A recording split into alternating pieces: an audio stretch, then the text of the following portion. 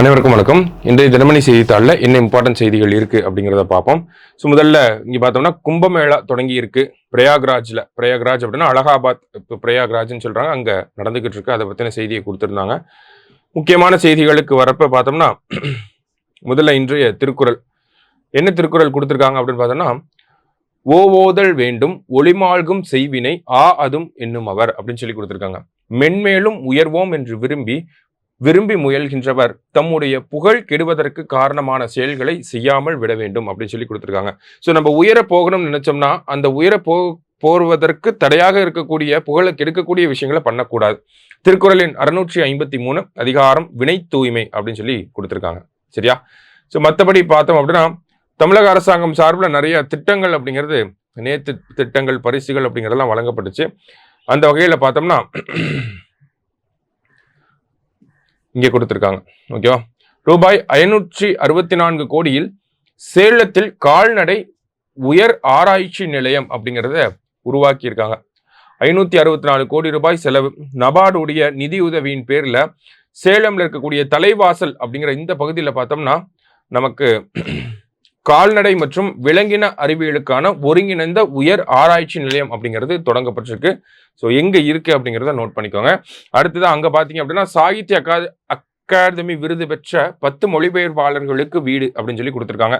2021ஆம் ஆண்டு கலைஞர் அவர்களின் பேரில் இந்த கனவு இல்லம் திட்டம் அப்படிங்கிறது தொடங்கப்பட்டுச்சு. இந்த திட்டத்துக்கு கீழே பார்த்தோம் அப்படின்னா சாகித்ய அகாடமி விருது பெற்ற மொழிபெயர்ப்பாளர்கள் இருப்பாங்க இல்லையா, தமிழகத்தை சேர்ந்த மொழிபெயர்ப்பாளர்களுக்கு 40 லட்சம் ரூபாய் மதிப்புள்ள பார்த்தோம்னா நமக்கு அரசாங்கம் ஒரு வீடு வழங்குறாங்க. அந்த வீடு வழங்கும் நிகழ்வு அப்படிங்கிறது நேற்று நடந்திருக்கு. சரிங்களா? ஸோ என்ன திட்டம் என்ன அப்ஜெக்டிவ் அப்படிங்கிறத பார்த்துக்கோங்க. அடுத்ததா பார்த்தீங்க அப்படின்னா நமக்கு நாக் மேக் 2 ஏவுகணை சோதனை வெற்றி அப்படின்னு சொல்லி கொடுத்துருக்காங்க. ஸோ டிஆர்டிஓ வந்து இந்த நாக் மேக் 2 அப்படிங்கிற 3rd generation anti tank guided missile அப்படிங்கிறத லான்ச் பண்ணி இது பண்ணியிருக்காங்க. சரிங்களா? அதாவது பீரங்கியிலிருந்து ஒரு குண்டை ஏவுவாங்க, அது எதிரி நாட்டு பீரங்கிகளை வந்து தேடி போய் அட்டாக் பண்ணும். சரியா? அதுதான் இந்த ஆன்டி டேங்க் கைடட் மிசைல் அப்படின்னு சொல்றாங்க. அதை டெஸ்ட் பண்ணது யார் அப்படின்னு பார்த்தோன்னா டிஆர்டிஓ. சரியா? அடுத்ததா பார்த்தீங்க அப்படின்னா கடைசியா நமக்கு பிரதமர் அவர்கள் 3 போர்க்கப்பல்களை வந்து நாட்டுக்கு அர்ப்பணிக்க இருக்கிறார். சரிங்களா?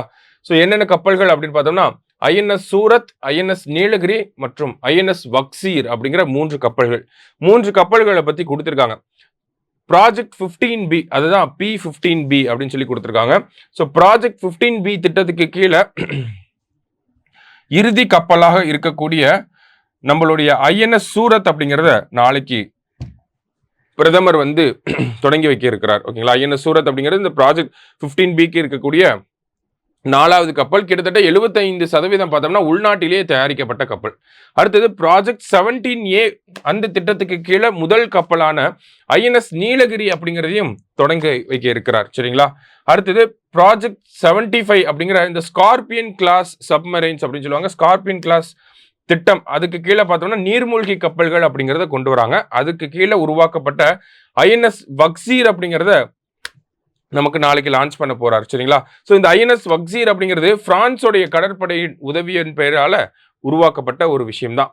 ஸோ இந்த 3 விஷயங்களையும் நல்லா பார்த்து வச்சுக்கோங்க. இல்லை ஐஎன்எஸ் நீலகிரி தமிழ்நாட்டை சேர்ந்த பேரா இருக்கு, அதனால இன்னும் கொஞ்சம் நல்லாவே பார்த்து வச்சுக்கோங்க. சரியா? ஸோ இன்னைக்கு செய்தித்தாளில் இருந்த முக்கிய செய்திகளை பார்த்துருக்கோம். நன்றி.